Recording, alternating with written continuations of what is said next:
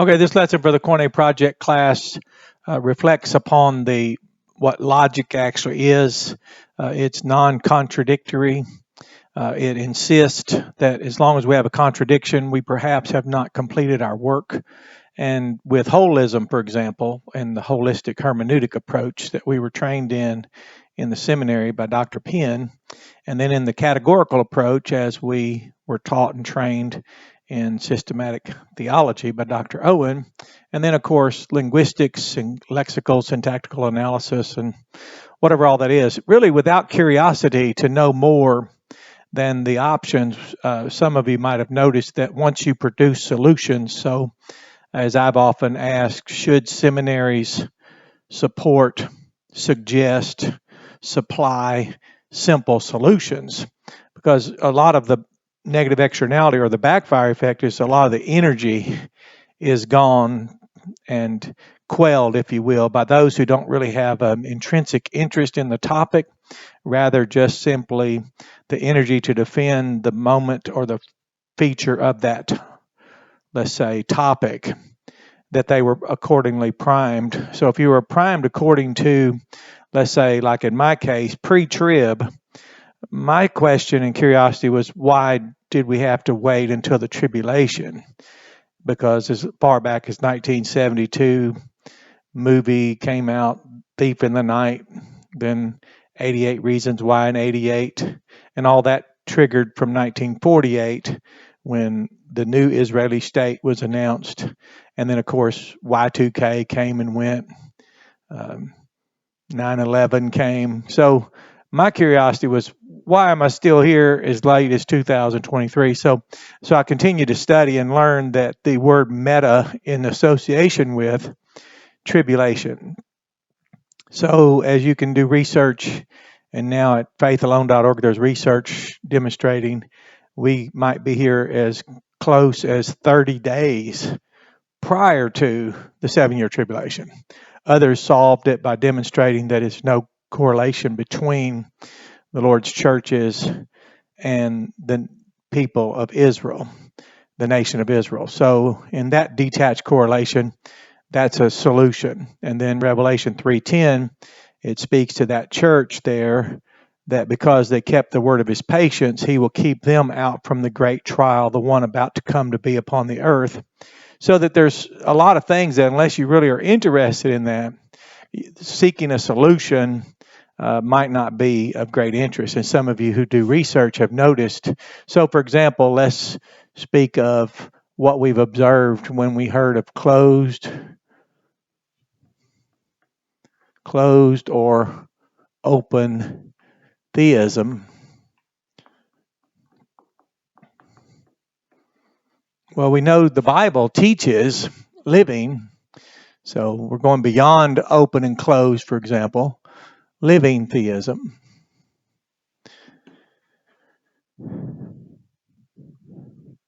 There. And as holism affirms and teaches, and as Dr. Johnson recently reminded me in our collaboration, that living organism by definition is interactive. It's an interactive system.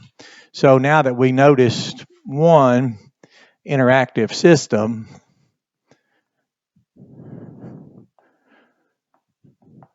we then went immediately to, again, if you're not interested in theism, then buying a book, Closed Theism, that speaks of the false god of open theism, and the open, which speaks of the false god of closed, whatever, those extreme, frictive, sensationalized, that really don't perhaps provide always growth and study, and let's move on beyond that which was by design intended to be irreconcilable.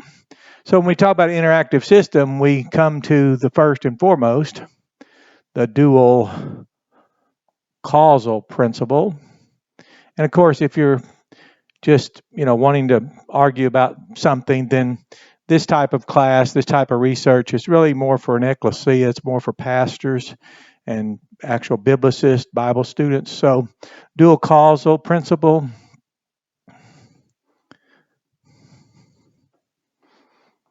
And then that does, as if you ever studied in a seminary, it's like a think tank, and people had been there for, it's multiple generations. The oldest Bible school in Arkansas, 1934, still there, the seminary, oldest one. So now we're looking at God is causal and a man is created causal. Well, now we're looking at a possible potential contradiction.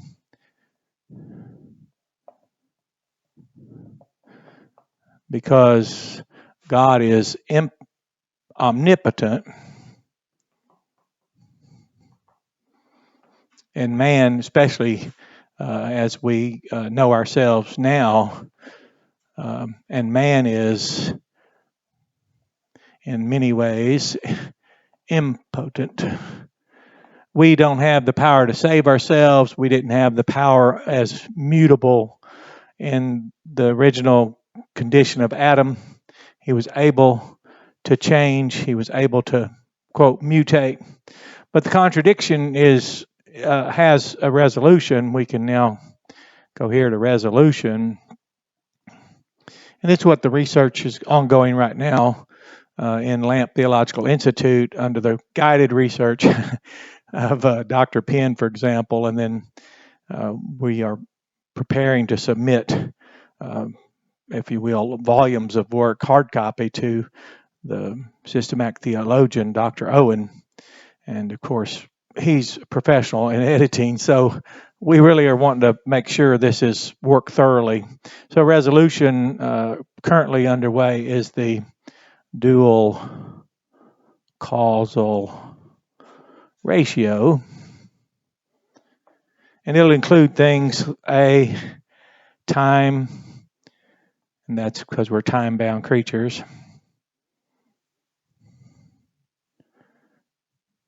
And we've seen in the Bible where we notice God deliberately, with the purpose to give time, and he conducts very consistently with the living environment that he created for the intended purpose to interact with his creatures. So, for example, when Jesus expresses anger or grief, he's not emoting. He's behaving consistently with the living environment of which he is the responsible one for having created, for the very intended purpose that he might interact, which is very disturbing. Let's say you're a strict determinist. That would not be something you would hold a great interest in.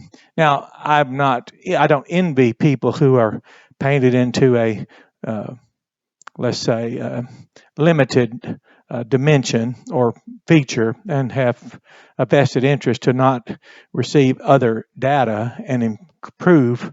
But so time-bound, we have ADO. We've been studying that considerably. That's awareness, self-awareness. God has revealed to man. We have self-awareness. We know we've just done work on Genesis 2:9, and then, Genesis 2:9, John 20, verse 8, Galatians 2:16, and of course, considerable work, Matthew 7:11, where Jesus spoke, noticing we still have the insight to do good. So as we notice all this, we can see now that the contradiction between what do we do with omnipotent causal creator and impotent created man, there's a ratio, and we know time, where Jesus expressed the reality of time had been paused or shortened for Sodom and Gomorrah, and he revealed that they would have been persuaded to repent had the miracles, powers he was working in the presence of Capernaum and Tyre and Sidon, for example. So we know there were the times there. Now all this is according to his discretion, and I'll stop here. But for example, his discretion, which in Psalm 147, well, in Jeremiah 10:12, his discretion, it was according to his discretion, he stretched forth the heavens. And then the same word in Psalm 147:5, it refers to his understanding. And we learned that that was infinite. So this is why, for example, we notice what God did for us. Mercy equals help. So he had to help us, and he sent his son, and his son, through Jesus Christ, he revealed himself in a way unprecedented for us to notice that the way others stand between men and God, the Creator, and skew the view, such as Pharisee, Sadducee. Indictments were made in the Old Testament about how poorly the covenant community had been cared for by shepherds who were seeking only to use the sheep for their own interests. So this is a good example of what it's the difference between using holism and being motivated, if you will, by curiosity, because the more you learn and the insistence that there's no contradiction, it will compel you. And we'll go over this completely, the dual causal ratio. I'll do lessons on it and then show how all that we've been working on and revelation and the disclosure, the purpose of the scriptures, Jesus coming into the world, and noticing that we are in a living environment that facilitates interaction. So that's good points, and I'll read this brief quote and I'll cite this book, but it's similar to how we were trained. They even taught logic in the seminary. And logic is the art of non-contradictory identification. A contradiction cannot exist. Now, if you accept that principle as those who support the Bible, that it contains no contradiction, then your studies will press on until you can demonstrate from a view from where no contradiction appears. It says, an atom is itself, and so is the universe. Neither can contradict its own identity, nor can a part contradict the whole. Now that's as the holism that we were trained in. No concept man forms is valid unless he integrates it without contradiction into the total sum of his knowledge. To arrive at a contradiction is to confess an error in one's thinking. To maintain a contradiction is to abdicate one's mind and to evict oneself from the realm of reality. So we were pressed, if you will, pressured. You stress, not distress. It didn't hurt us. It was good for us. We were disciplined by design in the seminary. We strengthened through structure. So the manner of the training is similar to what the Old Testament is: train up a child. It's child training. The New Testament talks about chastisement. It's child training. So we started in grammar and went to syntax. We did surveys and went Bible survey, Old Testament, New Testament. So we would progress as we studied. And yet in aspiring for the tools was so that we could come to things that would not leave us, as one writer spoke of dual causal principle, that there's been little interest in researching that. Well, it's because sometimes we're limited in our interest by the horizon line. If you can't see too far out there, you don't find yourself curious what's on the other side. So we're driven right now, compelled with the good things we'll be learning. And the good news about this, that's once we read it and study it and we go through it, you'll say, oh, that's self-evident. It's similar to the breakthroughs we've had in Bible research. So continue to study, press on, and if curiosity is not being generated, you might not be incorporating enough data. So have a blessed day and enjoy this lesson.